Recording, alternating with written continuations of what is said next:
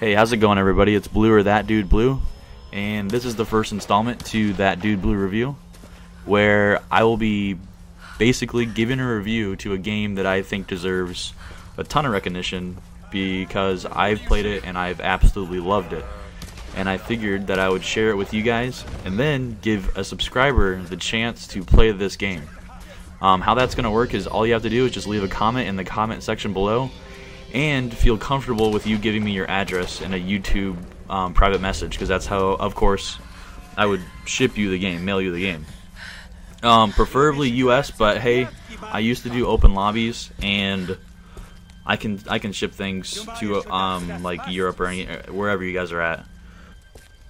But yeah, just to start this off, if you guys don't know what game this is Tomb Raider. I got it for Xbox 360. Now I do have a PS3 and it was made for PS3, but this is the Xbox 360 version. And what an absolutely amazing game. The cutscenes are almost like interactive. For example, this one right here where this guy's trying to, I don't know, kill me, rip the dude's ear off, freaking go kamikaze on him. Action-packed all the way out. There's never a boring part in this game. You're always jumping from wall to wall, using your bow and arrow as a way to, as like transportation around the map. For example, your bow, you can shoot objects that have string attached to them, and then your bow, you stick it in the ground and you're able to like climb across the rope to get around the map. It's an open world game, and there's a ton of side missions, a ton of collectible items to find while you're playing too. And there's these GPS things on the ground, and of course there's a crazy achievement to once you collect everything, you get that achievement. And I actually collected everything. It was a game that I loved so much that I collected all the things, and I also found a lot of the relics and all of the documents that are around the map. Ton of weapons in this game. As you see, she just picked up the bow and arrow. That was my main weapon of choice. Reason being, there's a ton of bow and arrow packs around the map. But just to kind of brief you guys on the story mode, I'm not going to basically tell you guys everything, because for the lucky subscriber who gets to play it, I don't really want to like ruin the ending for that person. And I don't really want to ruin it for you guys, because maybe this will inspire you guys to go pick up this game, because it is definitely worth it. So just a little information about the story mode. You're of course playing as Lara Croft, but in the early stages of her life. So if you've played any of the other Tomb Raiders, it's more as she's mature, but this is more towards the beginning. So you start off on this boat that actually crash lands on this island, and of course you get separated from your crew, and first thing you try and do is get to the top of this radio tower and contact someone to help save you. So as you do that, right now, crazy action scene coming up, cutscene, but a storm comes out of nowhere and takes down that plane. So this game kind of reminded me of the TV series Lost, like you're stuck on this island for good, almost kind of feeling, with all the kind of weather changes and things that happen. But yeah, so you try and get rescued, and that ends up, of course, falling through, and the plane crash lands on the island, so you're kind of stuck here right now. Throughout the game, you're trying to rescue all of your friends that are kind of scattered throughout the island, and I don't want to give away too much, but of course there's a lot of twists and turns kind of in this game. So it's kind of one of those games that keeps you on your toes, super action throughout the whole entire game. Now weapon choices, like I was trying to say earlier, you end up unlocking like a submachine gun type of gun, like an AR kind of gun, and then of course a shotgun, and you have your bow, and then counters on this game are crazy cool. There's like 3 different counters you unlock, one of which being you can like stab the guy in his leg with a bow and arrow, and then you come out of nowhere with your kind of like hatchet type cliffhanger kind of thing. You shank him in the face like I mean, of course it's a super violent game, but the action is just unreal. A game that, of course, you can kind of relate to, that I've actually never played. Now, like I said, I do own a PS3, but I've never played it. But everyone is saying that this game is really similar to Uncharted. So if you've played Uncharted, I think it's kind of like that. Like I said, I do work at Best Buy, and everyone was just relating it to Uncharted, saying it's almost better than that. And that, of course, being a PS3 exclusive and is really, really popular. Now, one thing that I really liked about this game is there's like hidden tombs that you can find, and this is one of them. Now, inside that tomb, there's like a crazy puzzle that you got to figure out. Well, not really crazy. For some reason, I'm just the worst puzzle guy in the world. So I thought they were hard, but I'm sure some of you like Portal fans think this is a piece of cake. But yeah, puzzles, and then inside the tomb, once you figure out the puzzle, you get to unlock this chest. Now, inside the chest, there's usually like a spare part, because your weapons are actually upgradable throughout the game, which is really nice. There's actually an achievement to upgrade all of your guns fully, which is kind of cool. Once you end up doing that, your weapons are crazy good, kind of OP. But so I open up this chest. I forget which tomb this is, but it does, of course, say it at the start of the game, or at the start of this little kind of level. But yeah, so I think I find the spare, what is it, pistol part? Yeah, 1 out of 3 handgun parts found. So there's two other handgun parts I gotta find, and once you find that, then your weapon is available to upgrade.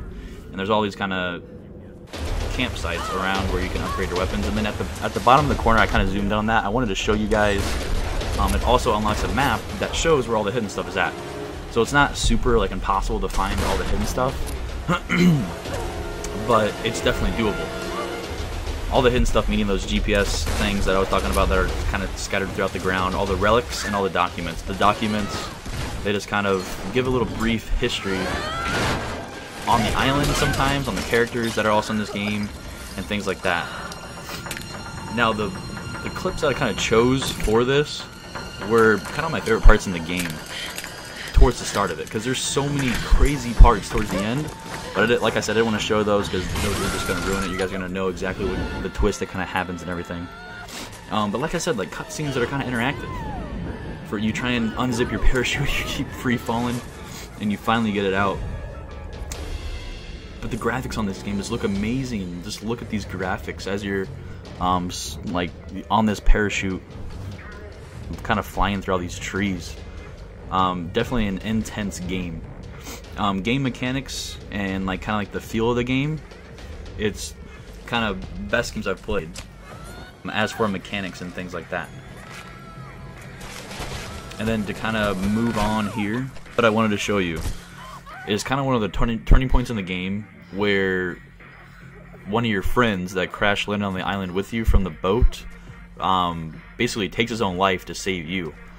So it's kind of one of the turning points in the game. This is a crazy action scene where all of these bad guys that are on the island trying to kill you are just running at you full speed, and I just hit them with counters left and right. It's almost too easy to counter in this game. Like, I was playing on the hardest difficulty, and it really wasn't that hard. It's so easy to counter. All you do is, I think if you press B or Y as they're swinging at you, as they're about to kill you. And like I said, it's almost too easy because they always miss, for one thing, because it's not hard to hit the counter. Oh man, freaking just head slash right there. But yeah, I think right here I switch back to my bow, and the bow is the weapon that I would recommend. It's a one-shot to the head if you hit the head, or if they're wearing a helmet. Which, if they're wearing the helmet, then it hits the helmet off, then you gotta hit them again, which that was kind of annoying. But there's explosive barrels all around the map, especially in this scene where you have to take out all these guys that are kind of holding your friend hostage. And I believe this is the first friend you find. Yeah, I might be wrong, but there's like 3 other friends that you have to find along the way, which is, like I said, kind of the main plot on this game. Is rescue your friends, get off the island. Boom, headshot. it's so satisfying hitting those headshots in this game. The sound and everything just comes together. Alright, so I think this is it. Last guy is running to the right, and I'm pretty sure... Oh, now there's 2 left. Because I wanted to go to the part where your friend he takes his own life. And then the last scene, I'm just going to let it run because... Or I'm not going to do commentary over it. Because Grim is the guy that dies right here. And then, I forget the guy, but he's kind of like a father figure throughout this whole entire game. Forget his name. But he's like sniping people on this bridge as you're running across the super crazy scene. And this is probably the first, I would say, 5 to 6 hours in the game is all this action stuff that's already gone down. And I would say the game probably, in total, about 12 to 15 hours of story mode. Alright, so here it is. They basically just tell you to lower your weapons and everything, and then he just goes ham, and he takes these guys out. It's pretty intense. That's nothing, pal. I grew up in Glasgow. Now kick them off the edge.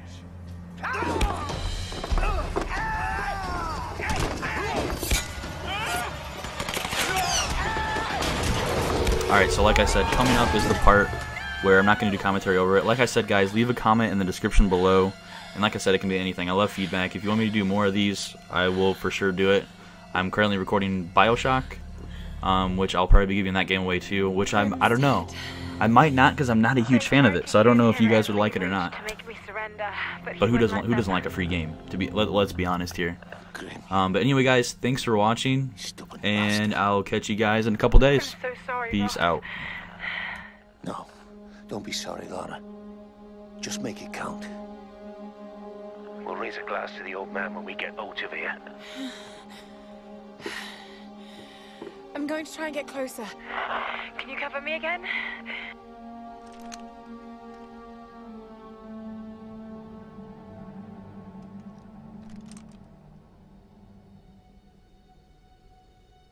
Yeah.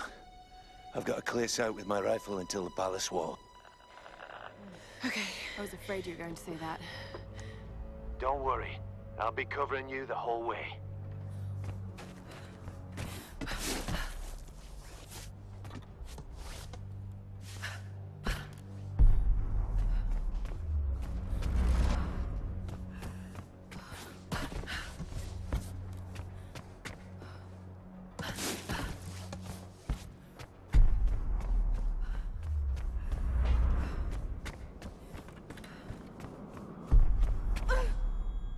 Lara, I've got them in my sights.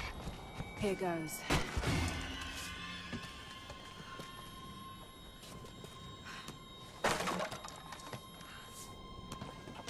What the hell is going on down there? You think they got the outsider? Don't worry. If they didn't, she'll come to us. Father Matthias will send us to the Oni if we don't find her. Only if we fail. Whoa, whoa, whoa, hey!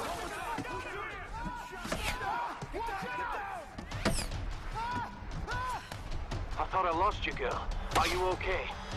That was too close.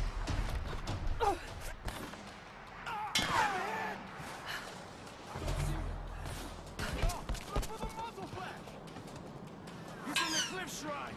Open fire! Stop! Don't move! They'll see you! Wait! I can't get a shot! We're sending dogs out here! Go now! Stop! Hold it! Almost got him. Move! Stop! Wait! Wait!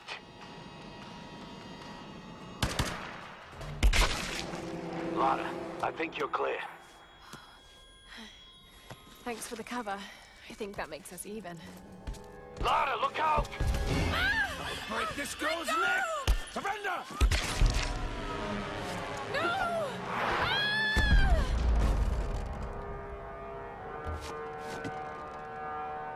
They went over!